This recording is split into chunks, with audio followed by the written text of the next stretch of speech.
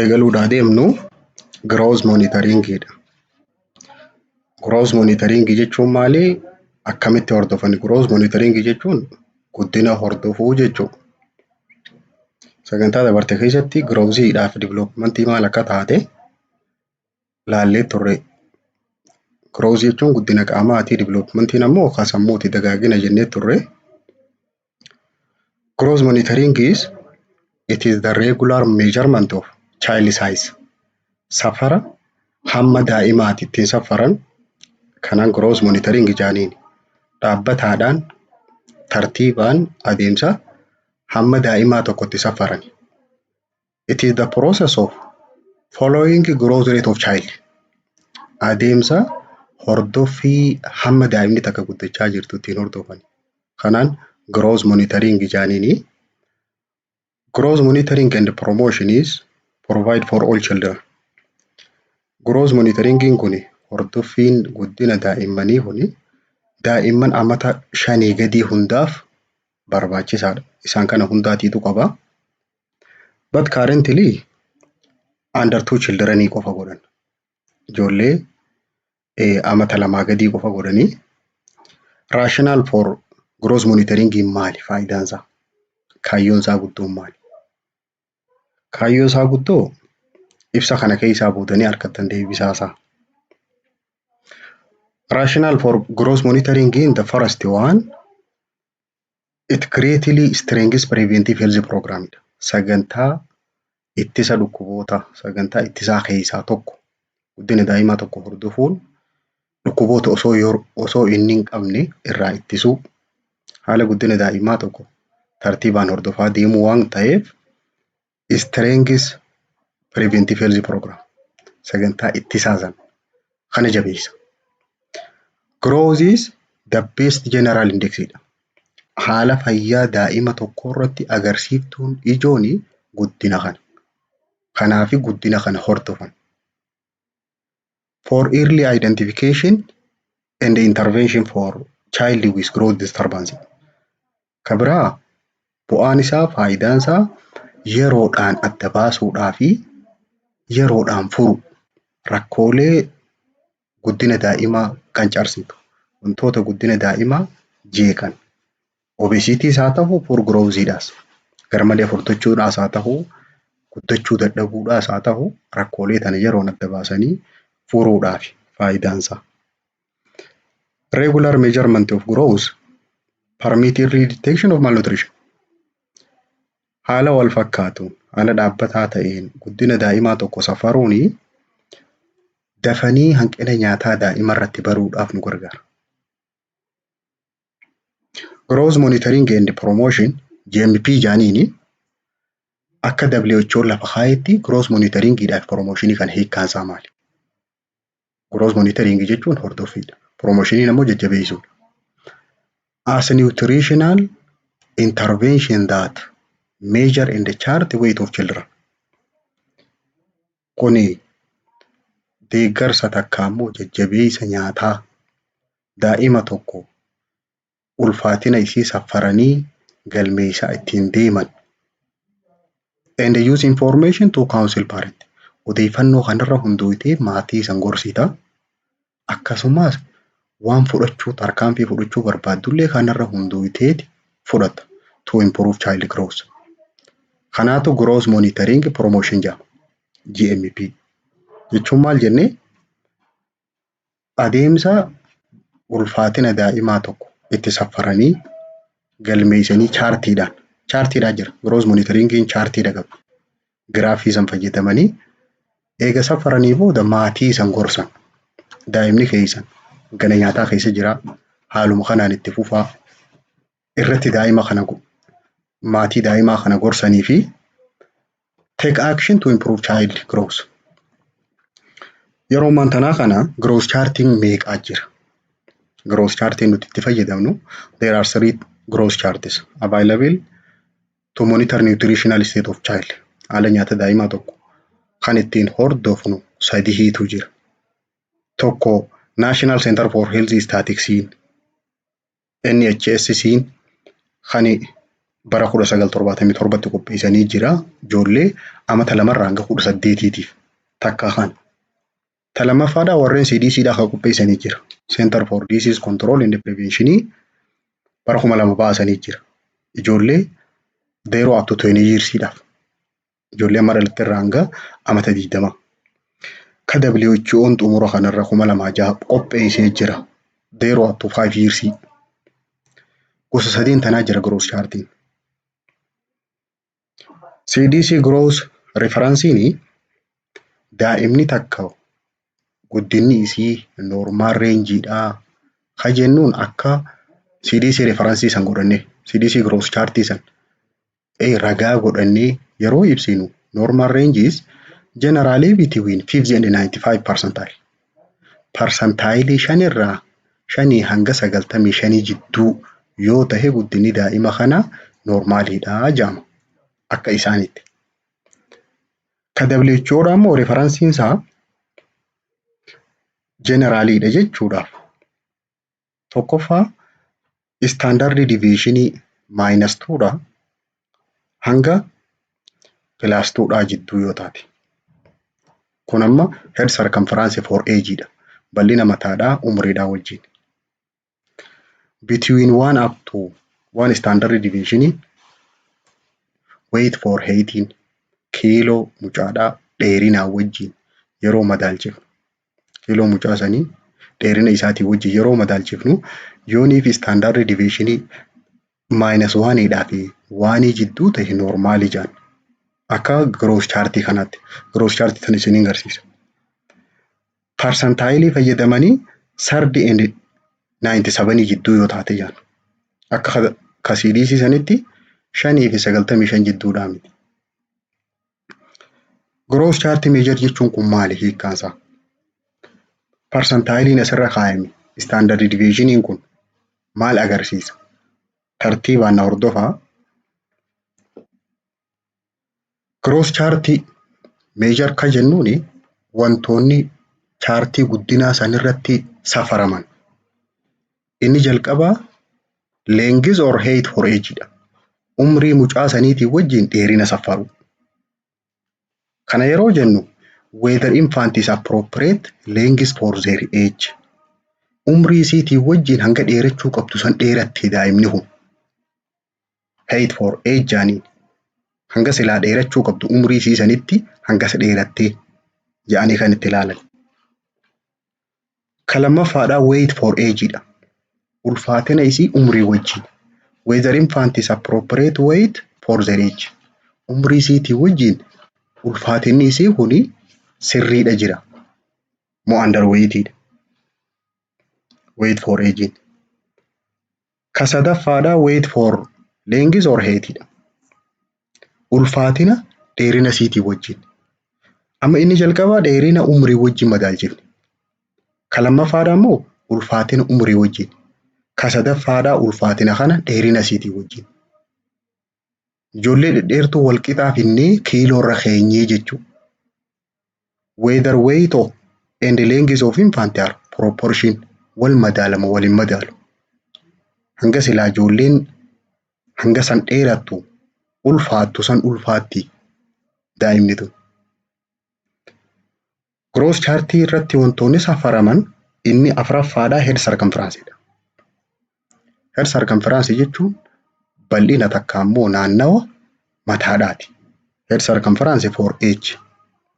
Kun ammoo odeeffannoo maaliiti? It is bring information about brain development. Guddina sammuudhaa san agarsiisa. Amma sammuun sun guddachuu jirtu. Ka biraa mo'aakidha. Mo'aak jechuun mid upper arm circumference jechuudha. Irreen tuni hanga isiin bal'attu jechuudha. Harka olaanu kana jechuun mid upper jechuun jiddu galeessa olaanaa harkaa jechuun irree jechuudha. Circumference isaa. Kana wanni ilaalanii fi growth of muscle and subcutaneous fat maashaadhaa fi coomni isii foon isii hangam takka sallaaluudhaaf. Mo'aak irraa yoo eegalle. Mo'aak jechuun hiikkaan isii maal jenne? Mid upper arm circumference'dha. It is measure of left upper arm. Harkarra harka mirgaatiin kan safaramu. Harka bitaati. Measured at midpoint between tips of shoulder and the tip of elbow. Bakki safaramtummaasi tip of shoulder jechuun bakka ceekuun tuni itti irraa kaatu fiinxasii san irraa kaafteeti hanga tip of elbow hanga ciqileetti jidduu sii tana walakkaa irratti jechuudha. Mid upper arm jechuun ciqileedhaa fi ceekuu san jidduu sii bakka isii walakkaadha. Tip of shoulderiin alocranium jaaniini. Anatoomii irra baratanii tip of elbow immoo acromion jaaniini. Fiinxa ciqileedhaa kana lafee tana as jidduudha bakkii safaran. Meeshaan safaraniin isii tana. Mo'aakiin kun seentimeetira ofirraa qaba. Mo'aakii kanarratti halluun tunis hiikkaa garaagaraa qabdi. Reedii keessa seenuu, keelloo ta'uudhaa fi magariisa ta'uun kun hiikkaa garaagaraa qaba. Diimaan rakkoosan qaba jechuudha. Siivarii qaba jechuudha. Inni biicaadhaa kun ammoo moodareetiidha rakkoosan ni qaba. Biicaa si kennuudha kuni. Inni magariisaa kun ammoo normaaliidha ta'uu agarsiisa. Mo'aakiin kun if less than 11 centimeter yeroo safartu yoo 10 takkaa gad taate takkaa diimaa keessa yoo taate plus edemaa dhiita yoo qabaate saam jaaniin. Saam jechuun severe acute malnutritionidha. Hanqina nyaataa cimaadha. Yoo 10 takkaa hanga 12.5 jidduu taate keelloo keessa jechuudha. Yelawii kana keessa jiraattee no edemaa taate maam jaaniin moderate acute malnutrition jaaniin. Greater than 12.5 yoo taate normaalidha. Mo'aakiin sadiin kana sitti himti. Siivariidha moo moderateidha moo normaalidha. Hanqina nyaataa ni qabdi moo hin qabdu adda sii baafti. Mid upper arm circumference kana bakki irraa fudhatan harki garrarra'uu qaba. Harka eega gad dheereeffattee booda daa'imni suni mo'aakii tana meeshaa kana harka kanatti keessa. Akka sa'aatiitti. San booda bakka xiyyaan sun agarsiisu. The circumference of upper arm is taken midpoint. Walakkaa isii san ta'uu qaba iddoo xiyyaan jiru san irra safarrisi.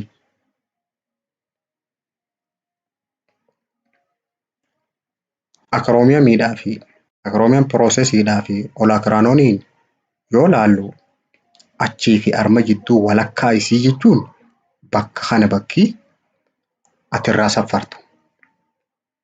Teeppii sanii akkami keessa duubarraatti as marteeti lakkoofsa akkasii mul'atutti. San booda sirritti irra qabda. Tuu taayitii sin gootu tuu loosiidhaa sin gootu. Irraas akka deddeemuun gootu itti sin jabeessitu humnaan. Qaama siitiin tuyxeetuma normaalii correct tape positioniin isa kanamma. Itti sin jabeessitu irraa isin laaffiftu. Anthropometric assessmentiin wantoonni nuti asirraa nuu galu maali? Mo'aakii kanarraa mo'aakiin measure of muscle growthidha. Hanga maashaan sun guddachuu jiru agarsiisa. Hanga irreen sii sun bal'oo hanga irree baafte daa'imni sun san agarsiisa. Umriidhaa wajjin eejiin isii 6 hanga 10 takkaa jidduu yoo taate. Asumaanuu mo'aakiin ijoollee baatii 6 gadiitiif hin safaramu. Ijoollee baatii 6 oliitiif safaran. Ijoollee baatii 6 hanga baatii 10 takkaa jidduu jirtu normaaliin isii 12 ol yoo ta'e. Moderate kan jennuun moderate malnutritionii 10 takkaa hanga 12 jidduu. Severe kan jennuun 10 takkaa gadi. Ijoollee amma takka hanga 5 jidduu jirtu. Normaaliin isii 13 ol ta'uu qabu. Moderatiin ammoo 10 takka hanga 13 jidduu. Severiin 10 takkaa gadi. Amma 5-9 jidduudhaan 14.5 ol yoo kutte normaal jedhamti. 13.5 hanga 14.5tti modereetiidha. Saamii kan jennu 13.5 umrii daa'ima sanii akeekkachaa deema. Ijoollee amma 10 hanga 14 jittuu normaaliin 18 ol ta'uu qabu. 16 hanga 18 jidduu modereetiidha. 16 hanga 19 siivariidha.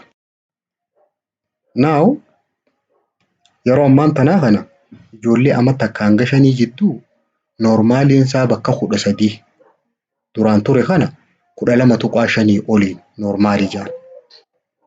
Saamiin ammoo 11.5 gadi. Maamiin 11.5 hanga 12.5 ti. Gaafiin tun egziitii irratti naftu. Sirrii qabadhu lakkoo isa kana. Faayidaan isa kana haafnuuf maali? Muwaakiin kun. Faayidaan isaa advanteejiidhaa fi disadvanteejii qaba.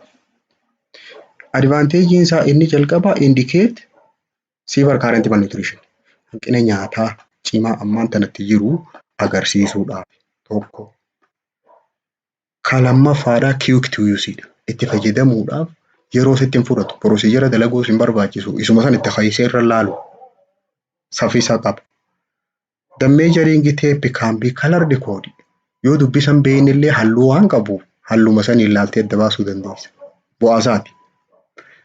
Useful method of screening large number of children.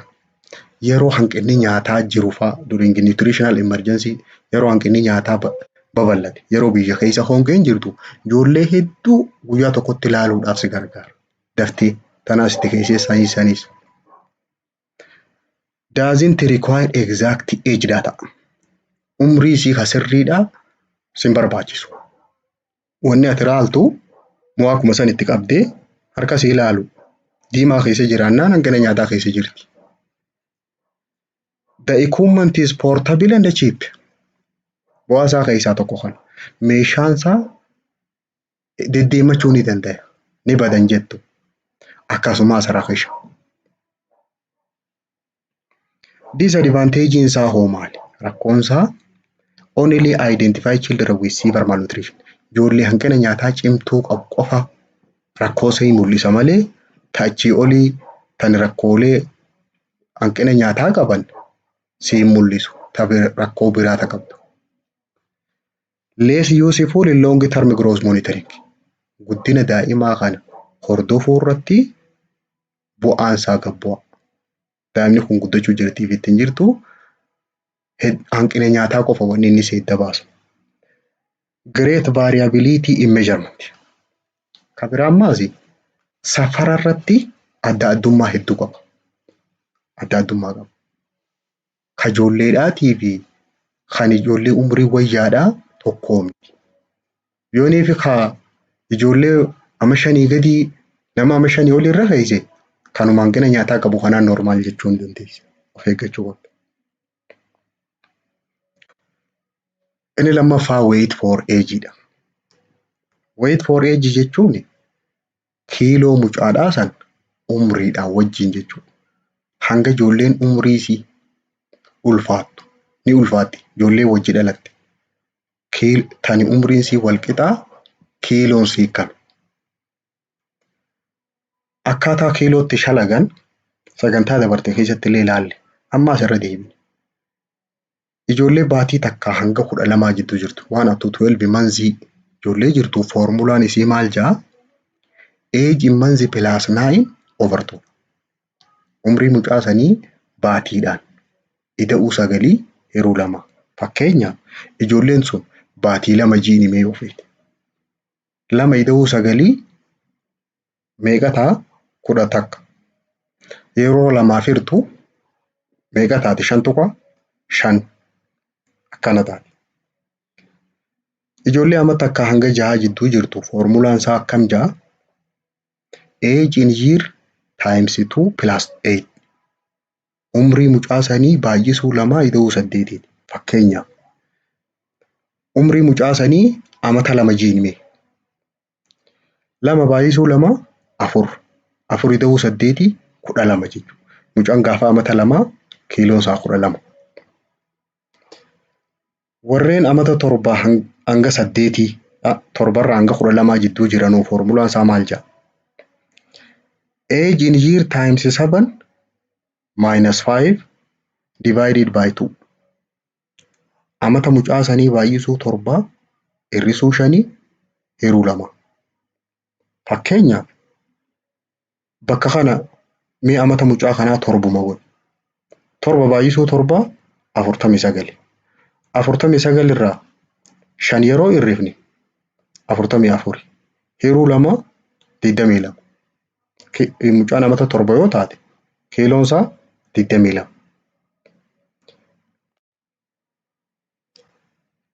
Wait for age. Goomees formulaan jira. Amma goomees kana bu'aa isaa isinitti himi.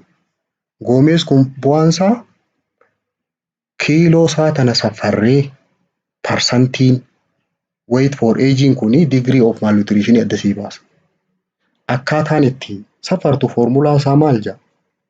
Weight of subjectii san kiiloo mucaan sun yeroo san jiru baay'isuu 100 hiruu weight of normal child of same age kiiloo ijoollee umrii isaa sanii. Fakkeenya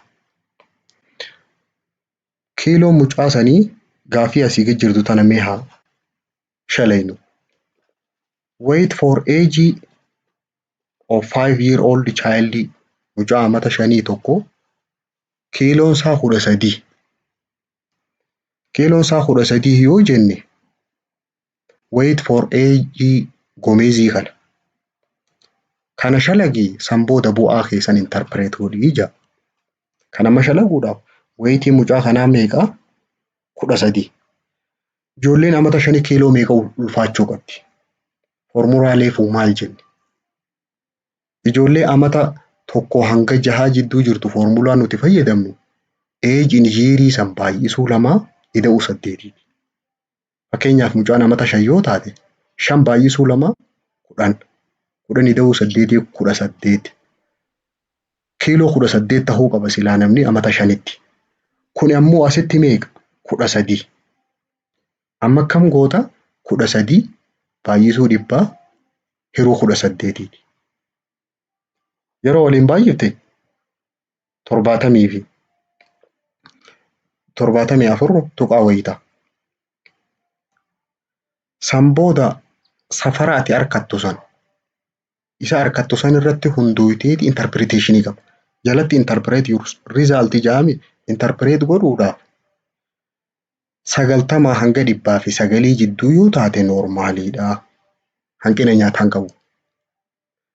75 hanga 89 jidduu yoo taate mildidha grade 1 malnutrition isaa grade 1dha. 60 hanga 74 jidduu yoo taate moderateidha grade 2dha.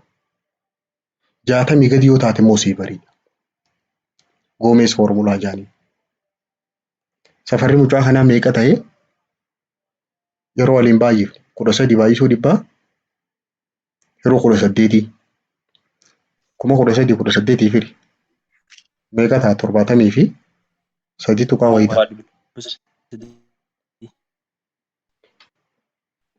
72 tuqaa 2 jechuun eessa jidduu jira? 60 hanga 74 kana jidduu jira. Kanaafuu mucaan kun maal keessa jira? Moderate malnutritionii keessa jira. Kun amma isinii galee. Lama. Gross monitoring and promotion chartiin chartii kanaa tana monitoring and promotion chartiin suura isii tana wanni ati irratti guuttu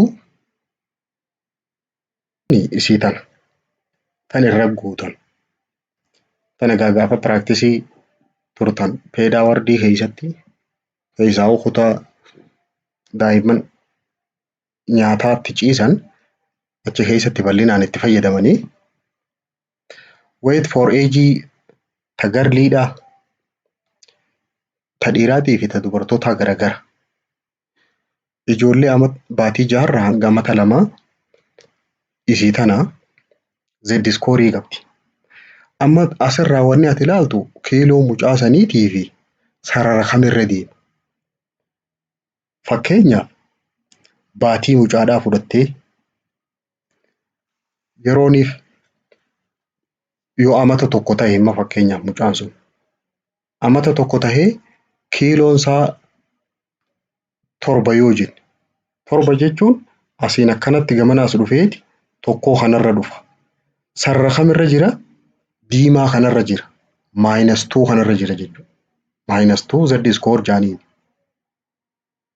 Fakkeenyaaf mucaan amata tokkoo kun kiiloo isaa silaa noormaaliin meeqa ta'uu qabdi? Kiiloo meeqaa ol ta'uu qaba? Kiiloo 9 ol ta'uu qaba. Yoo sarara magariisa kanaa gad ta'e hiikkaan isaa asirratti gamana maal jaa? Isa gamanarra jiru kana. This weight for a chart show body weight relative to age. Chaartiin tun wanni isiin si agarsiiftu ulfaatina mucaadhaa umurii isaatii wajjin si agarsiifti. Child whose weight for age is below the line -2. Ijoolleen -2 dhaa gad jirtu underweight jaaniin. -3 dhaa gad yoo taate severely underweight dha. Clinical sign of marasmus or kwashiorkor may be observed dha. Hanqina nyaataa keessa yookaan marasmasii qabdi takka kwashiorkor qabdi yookaan iita qabdi takka garmalee huqqattuudha jechuudha. Sararri kun wanni inni agarsiisu. Normaaliin ammoo asii oli.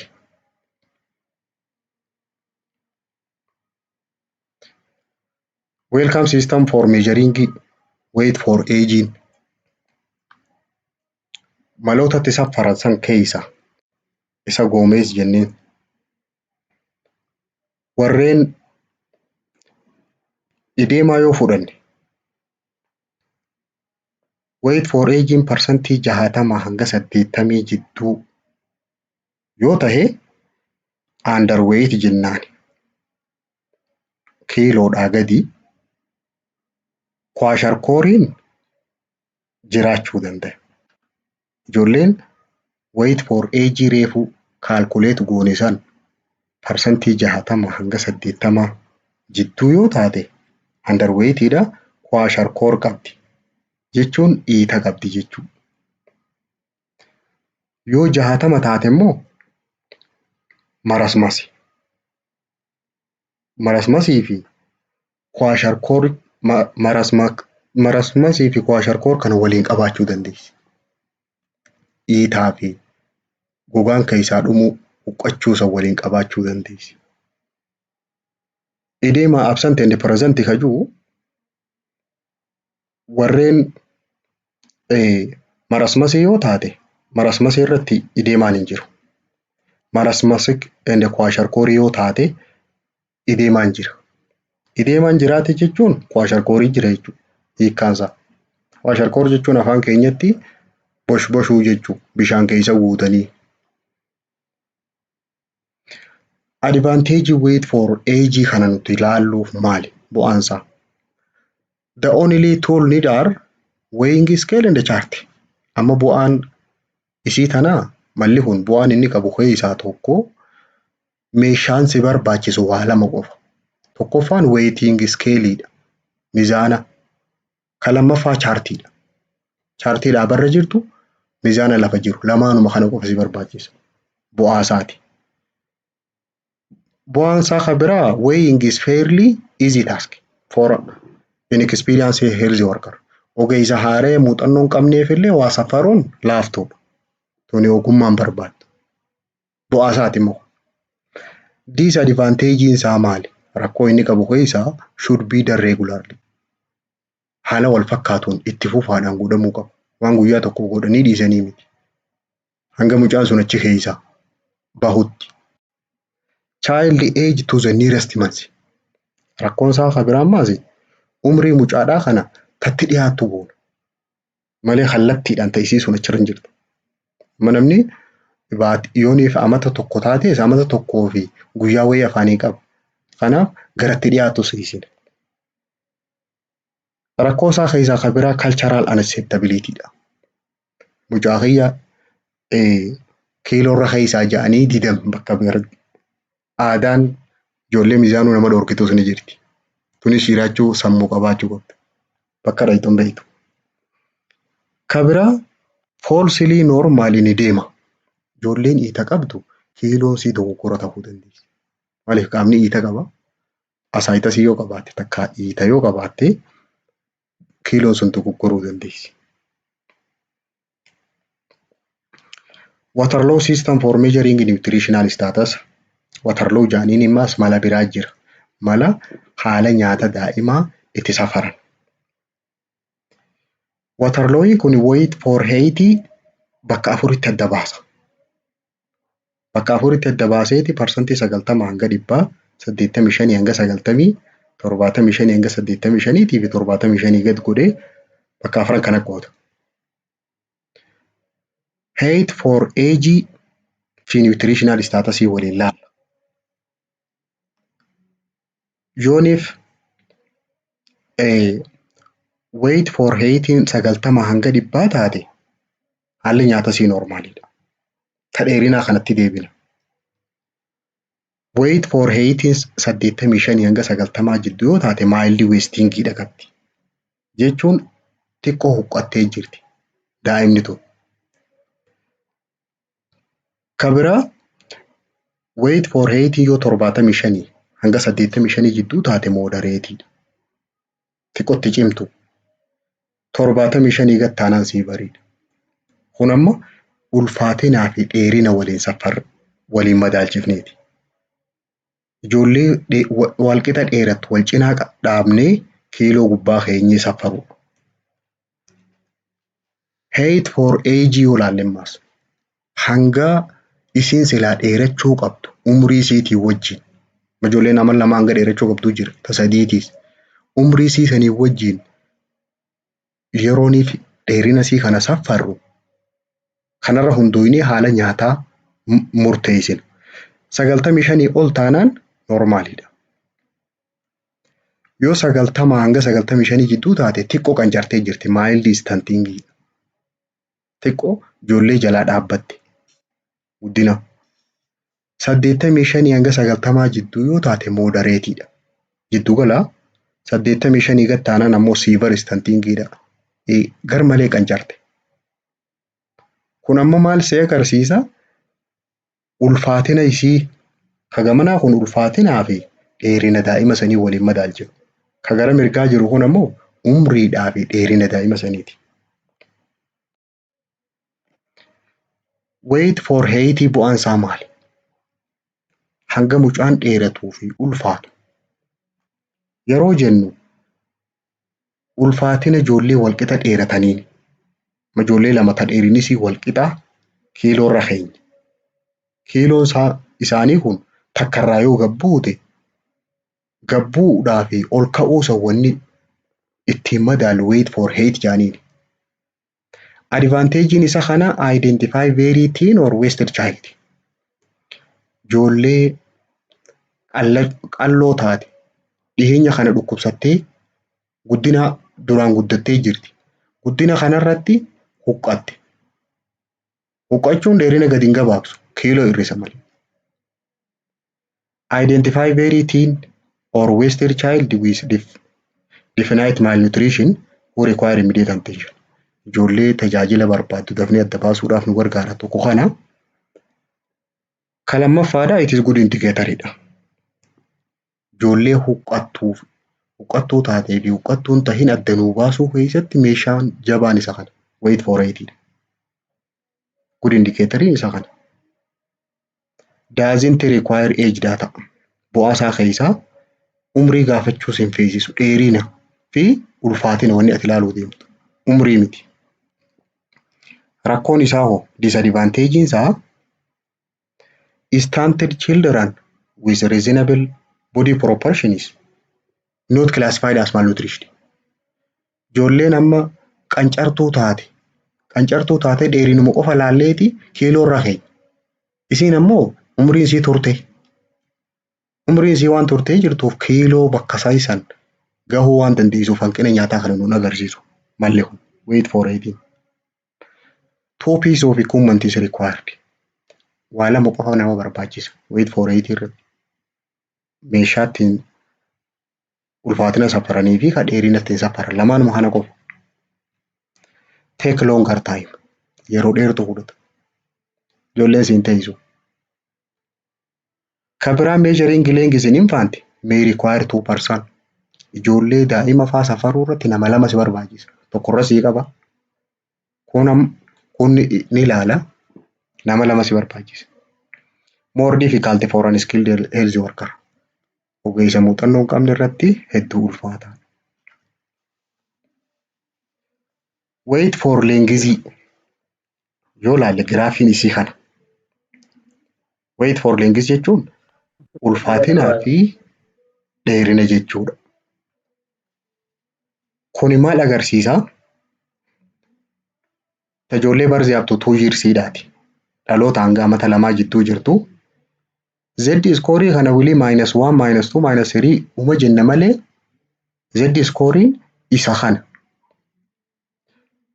Interpretationiin isaa garuu child whose wait for length is above the line 3 is obese. Ijoolleen sarara lakkoofsa 3 ha gubbaa sanii ol dhufte. Fakkeenyaaf wajjin sii kenna. Mucaan dheerinni isaa seentimeetira 80 yoo jennu. Ulfaatinni isaa immoo 14 yoo ta'e lakkoofsa 3 sanii ol kuti. Kanaafuu mucaan kun obeesiidha jechuudha. Lakkoofsa 3 oliin obeesii yoo jenne lamaan kanaa above 2 line is overweighted. Lakkoofsa 2 kanaa ol overweightedha.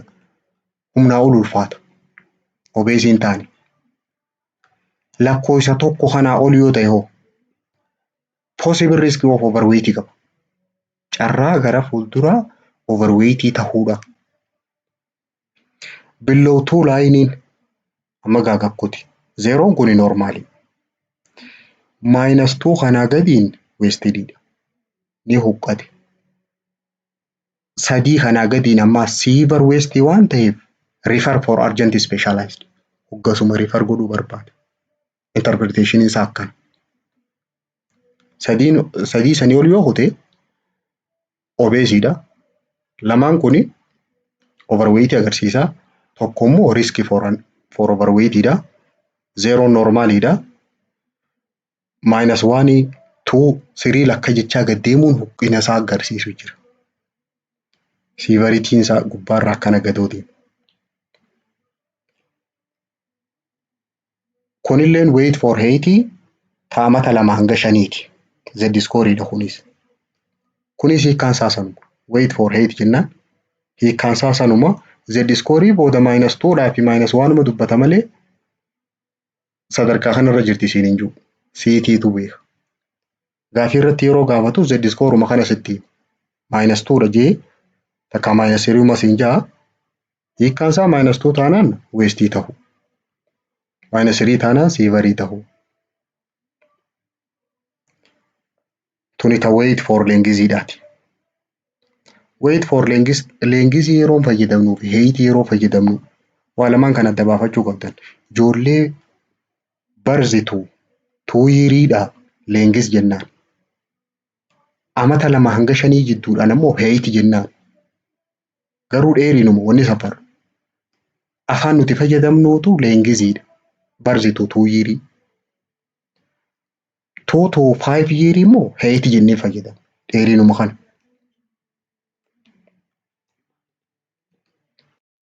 Kun amma wait for age ka CDCdhaati. Growth chartiin kun gosa 3 jira jenne. Kan laalaa turre sun ka WHOti. Kun ammoo ka CDCti. Ka CDCdhaa kun percentile qaba. 30 up to 97dhaa jira. Kunis wanni inni agarsiisu gubbaa tanarraan ol ka'uudha. Sanumarraas tilmaamne olii. 3 to 1dhaa fi kun 0dha. Kun ammoo -1, -2, -3 ja'an sani gubbaarra kana gaduu. Kuni ka WHOti. Barzitu 5 yearii percentile ka qabu. Parsantaayilii 50 kuni noormaalidha. 85 fi 97 kayyuu kuni ovarii ta'uudha agarsiisa. Kun ammoo hanqina keessa jiraachuu agarsiisa. Ati wanni sirra jiru umrii mucaa dheerina mucaa sanii wajjin san booda bakka isiin irra jirtu dhayixee waliif fiduudha. Varteeksii uumtee giraafiikatti waliin tuqansan. Height for age ka CDCdha kana fakkaata. Bifti isaa. Inni itti aanu measuring patient body weightidha. Ulfaatina akkamitti safaran. Weight is measured using ulfaatina nama tokkoo safaruudhaaf maaliif fayyadamna? Beam balance takka spring balance dha. Meeshaan safaraa sun madaala hangaa sanii safarraa ijoollee xixiqqishoodhaaf wayirra kaayan wayi fannisanii. Standing scale karaa dhaabbatanii jira ijoollee amal lamaa oliitiif wayirra dhaabbatti. Weight infant directly with infant scale. Garuu kiiloo kana yeroo safartuun kan nama guddaatiif ka ijoollee garagara. Ka ijoolleetiin ijoollee safaruu qabda. This is more accurate than indirect method based on weighing parent. Amma yoo ijoollee san qabuu dadhabde taa'uu fa'aa didde maloota biraa kan ittiin fayyadamanii jira. Haadhaan wajjin mizaana horsiifteeti san booda ilmoo lafa keessiftee haadha kophaa safartee irraa irrifta. Ulfaatina mucaa sanii beekuuf. Garuu malli sirriin akkureetiin ilmuma san kophaa safaruudha. During waiting should be yeroo nama daa'ima san safartu wantoonni godhamuu qaban undress or wear light clothing. Uffata siirraa baasuu qabda. Takka ammoo uffata haaphii uffiftaa. Infant should be clothed only in diaper. Daayipara qofa uffachuu qabdi. Daayipara jechuun waan akka fincaan namatti hin baaneef daa'ima godhansan. Or infant weight naked. Naked jechuun qullaasii jechuudha. Qullaasii safaramuu qabdi. Hand and arm is straight down by side. Harkaa fi irreen tuni irra gaddacha'uu qabdi. Harkaa fi maxxansuu qabdi. Make patient room warm. Garuu huccuu irraa yaafte manni qabbanaawaa ta'uu hin qabu. Manni sun oowwaa ta'uu qaba. Wipe scale with cotton with alcohol. Skeelii san mizaana san irraa qulqulleessita. Akka sirriitti mul'atu. Remove clothing also keep privacy. Uffata irraa yaafte garuu privacy isii xiqqoodha jettee tuffachuu hin qabdu. Privacy isii eeguu qabda. Qabadhu patientidha. Privacy eeggachuu dirqama. Put scale paper on scale. Scale paperii waan mizaana san gubbaa kaayanii jira yoo ijoollee ciibsan taate gubbaa ciibsita.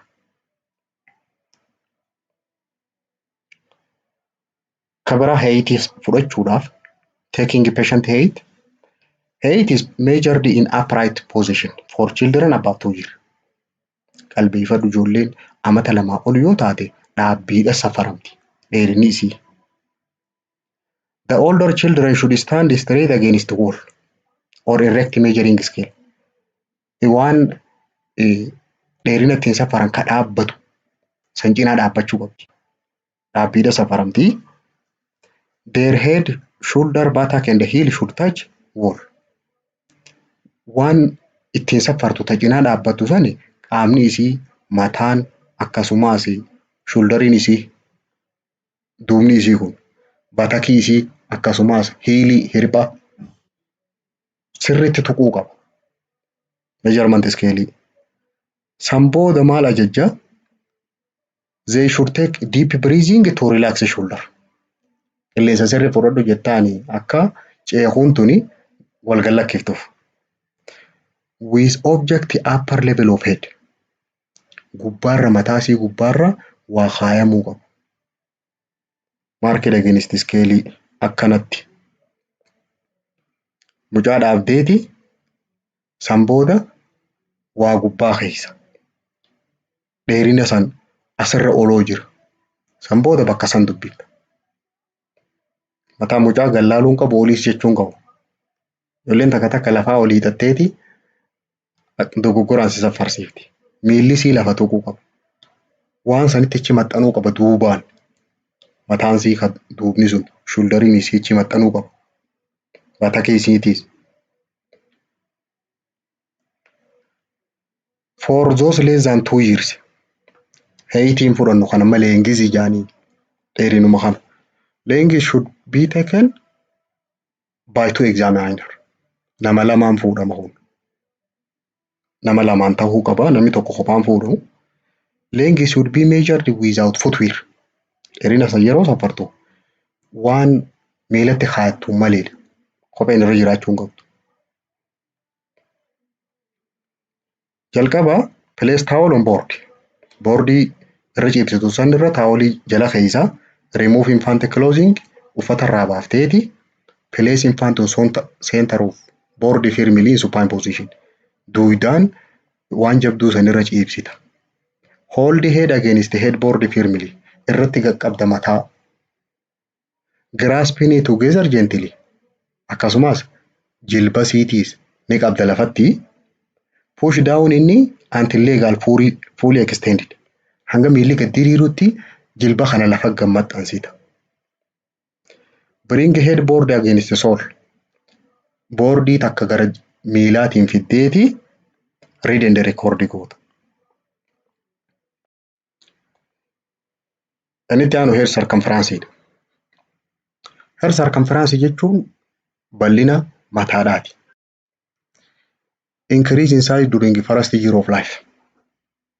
Yeroo amata jalqabaa san dafeeti guddachaa deema. Garuu little increment between 1 up to 5 year of age. Xiqqoon dabalaa deema amata tokko hanga 5 jidduutti. Average isaa hangam takka sagantaa dabarte keessa laallee turre at birth 35. Average isaa 33 irraa hanga 37 jechuudha.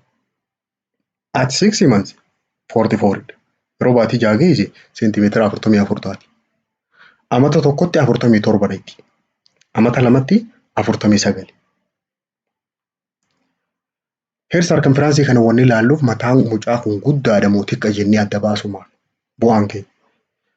Yoo mataan xiqqaa ta'e maal jennaani maayikirooseefaalii jaaniin.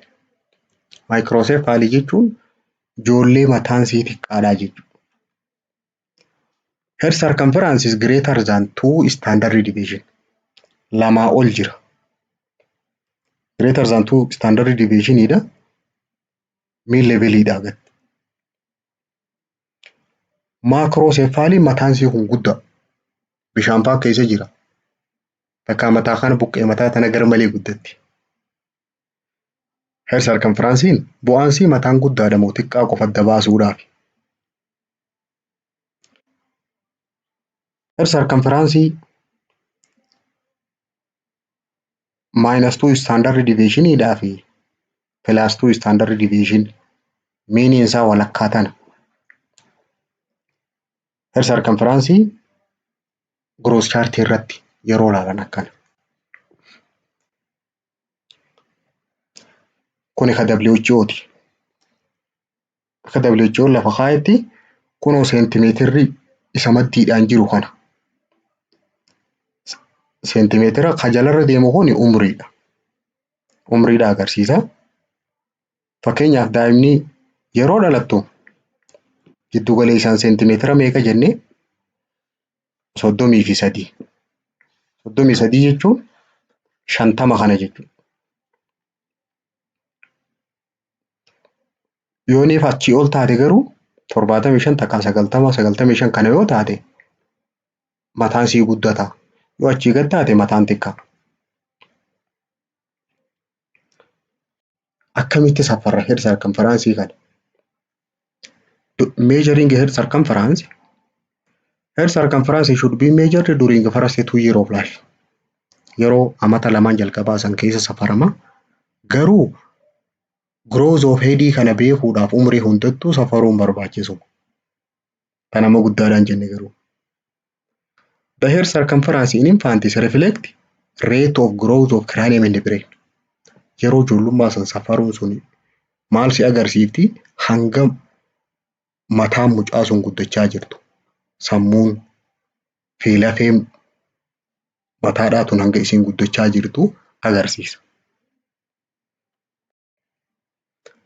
Head circumference should be measured narrow non-stretchable plastic. Wanni inni safaramu pilaastika addaan hin harkifanne waan hin harkifanneen ta'uu qabu.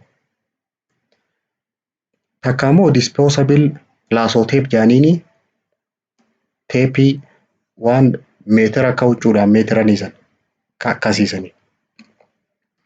Yeroo safaruu deemtu waan safartuun san irraa qulqulleessuu qabda. Clean tape with antiseptic wipe. Takka bishaan saamunaatiin takka antiseptic solutioniidhaan irraa qulqulleessita. Between child use daa'ima tokkoon safartee taanitti yeroo dabarsuu deemtu irraa qulqulleessuu qabda. Infection prevention method. Measurement should be taken at maximum occipitofrontal circumference.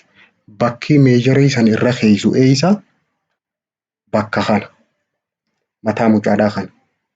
Occipitofrontal circumference duubaa fi dura kana. Fuula kana bakka tamirra ba'a nyaara kana gubbaa asirra akkana ba'a. Akkana safarta. Safarri biraa body mass indexidha. Body mass indexiin ulfaatina namtichaa dheerinaan walii hiranii kan harkatanii body mass index jaaniin. CDC gross chartiin bakka sadiitti adda baasee isa kana body mass index kana. Warreen 85 hanga 95 jidduu jiran risk for overweight jaaniin. Achi ol warreen jiran. 95 oliin overweightidha.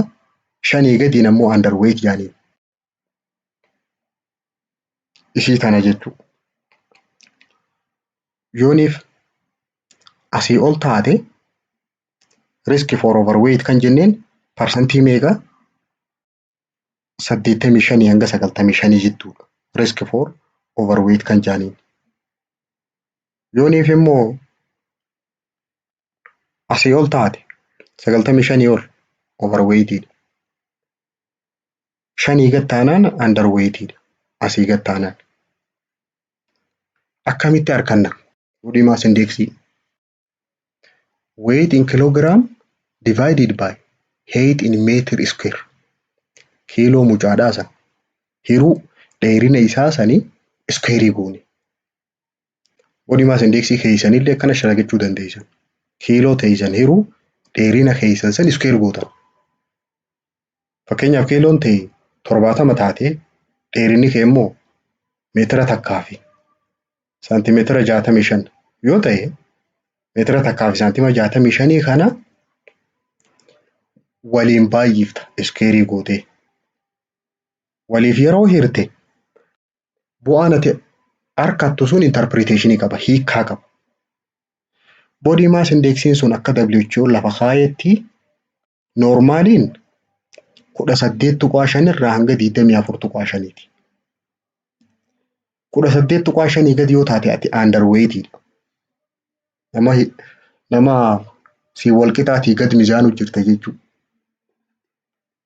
18.5 irraa hanga 24.5ti normaaliin. 25 hanga 30 jidduun overweight grade 1 obesity jaaniin. Gabbina obesity grade 1idha. 30 hanga 40 jidduu yoo taate obesity grade 2dha. Garmalee gabbina qaba. 40 ol qunnaan very obese jaaniin. Takka immoo morbid or grade 3 obesity jaaniin. Lakkoofsa kana beekuun barbaachisa. Body mass index kana hiikkaansaa body mass index nama tokko safartee ati kiiloo irrisi ati immoo hanqina nyaataa qabda nyaadhu jechuudhaan hiikkaansaa.